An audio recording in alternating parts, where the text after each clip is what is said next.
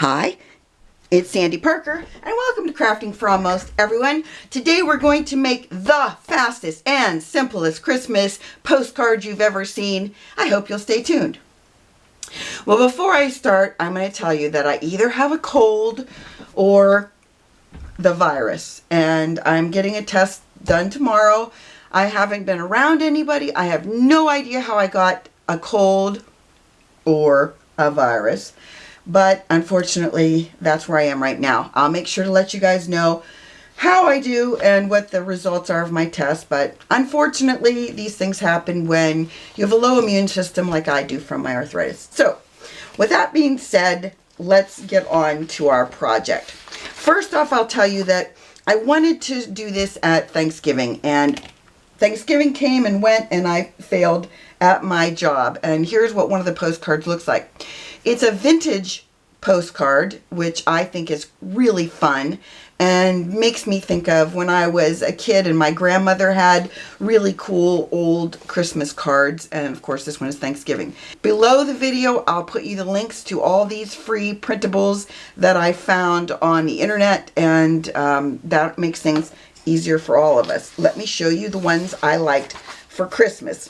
I really thought this tree was fun. I didn't realize that the red at the top was cut off, and I moved it around. I have two of these. Here's what you do when you save these images on your computer, and then when you go to print them, in your print, it'll give you options for the size of paper. You want to choose 4 inches by 6 inches. That will make it postcard size.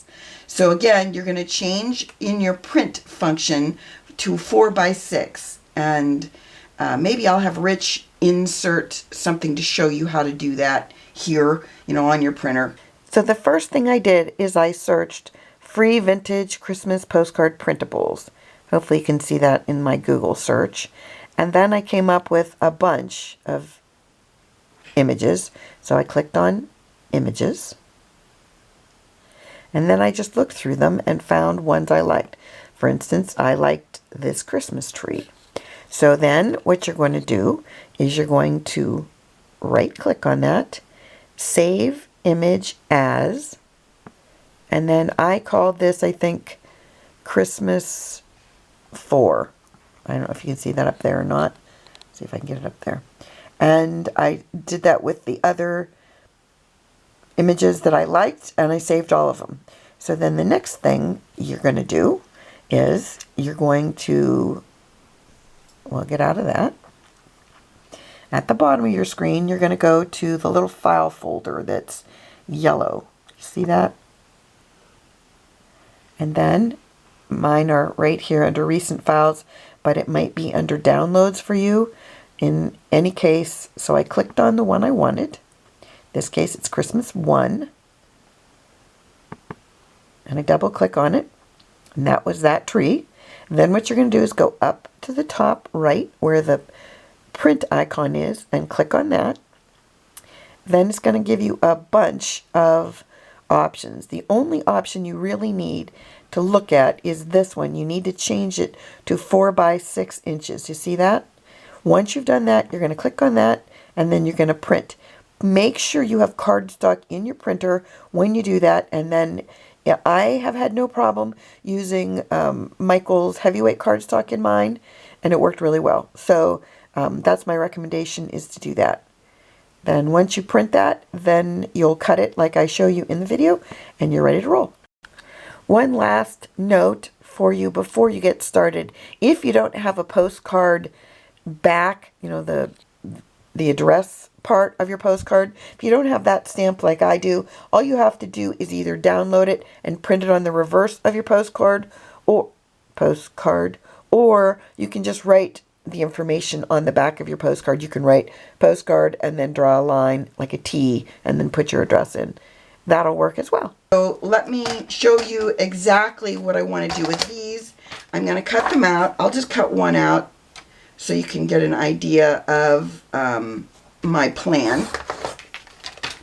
And once I've cut it out, what I want to do is make sure that the red goes around all four sides because, you know, as I said before, it didn't actually do that before, and that was a bummer. So I'm going to fix that, and I'm going to show you how I'm going to fix that.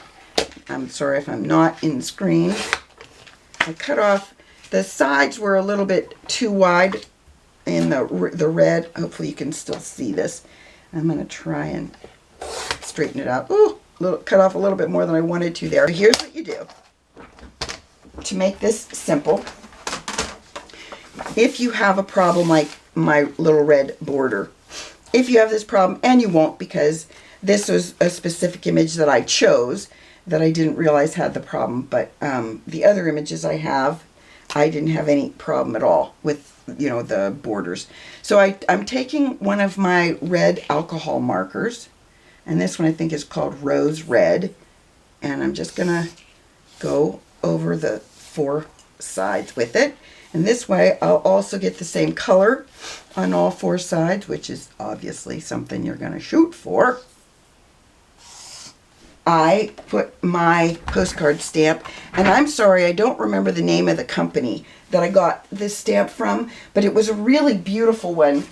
I'll show it to you. Here's what it looks like. I don't know why I don't have the name of the company on this. When I got this, it had this really cute floral image in that corner, but I knew that most of the time I wouldn't want that. So what I did is I just cut that part out of the stamp. If I do want it, I can always insert onto a card, but in this case I didn't think I would need that. So here's what I'm going to do. I'm putting it so that my postcard goes in the direction I want, and in this case I think I want it to go this way. And I bought those tools that you get for your MISTI that are corners. I think they're called creative corners. I might be making that up, but I think that's right. And then I'm going to put my magnet up in here because I think that's kind of out of the way, but if it's not, we'll fix it. Okay, so here's what we're going to do. We're going to use archival ink. That's really important because if you use a water-based or a dye-based ink and it gets wet when it's in the post office, you know, like when it's out for delivery, then what you're going to end up with is a smeared image, and you don't want that. I just re-inked my stamp pad, and when I do that, I always over-ink it, and so when I have that problem, I end up with kind of too much ink, and it gets a little smeary. Hopefully, we'll be able to get the whole thing to stamp. And then I always like to stamp twice, ink it twice, stamp it twice, whatever, because I like a darker image and because I obviously missed part of my lines. If you have problems like I did where I didn't do a great job with the word card, what I would recommend you doing is get one of your archival markers. This is just a micron pen, but they are permanent ink, and just do what I'm just doing right here and just put a little black ink. Nobody's going to notice that. See? Already perfect. So that's what we're going to do, and then I'm going to show you another trick for a postcard that doesn't have anything written on it. Now these two images, and again, I'll make sure the images are linked below, and I'll put in, I'll say like snowman, Christmas tree, so that you know which one is which. This one, I'll put blue tree, and then that one will be different. Anyway, what you want to do with these ones when they don't have a written image on them is you're going to pick a sentiment that you're going to want for your card, because let's face it, if it's a postcard, on the back it's going to be your postcard information. It's not going to have Merry Christmas or Happy Holidays or whatever you choose to put on it. So you really want to make sure that before you do anything with this one that you do put a sentiment on it. At least that's my opinion. Could be, I'm just, you know, picky that way. This one would be cute if you could do a sentiment like Silent Night, because it's got music. I'll pull this up so you can see it. I don't know if you can see in here. See the music that goes around in it? And I wish I could remember where my sentiments are, but I'm running on not knowing where any of my sentiments are, except for these two that I just found. Okay, I'm going to put this sentiment on one of these little stamps because I think that would be simple to use. I'm using Ranger Black Archival ink. I guess I'm going to put it right up in there. Do a nice job of transferring, and we'll have a good image on here. And then maybe I'll find a Merry Christmas that I can stamp along the bottom of that one. And then on this other one, I have a Happy Holidays, or I have something that I thought was equally nice. When you use a stamp for the first time, if it doesn't look inked, like I don't know if you can see this, but the middle of the holiday doesn't look inked. If it doesn't look inked and you keep trying to reapply ink and it doesn't seem like it's applying, then what I would recommend is getting a small emery board. I'm going to do it on this side and put it right. I recommend getting an emery board and just lightly going over your stamp with it. And I mean lightly. You don't want to scuff it so much that you've taken off the whole word. That looks better. And this one says something about wishing you joy this holiday season.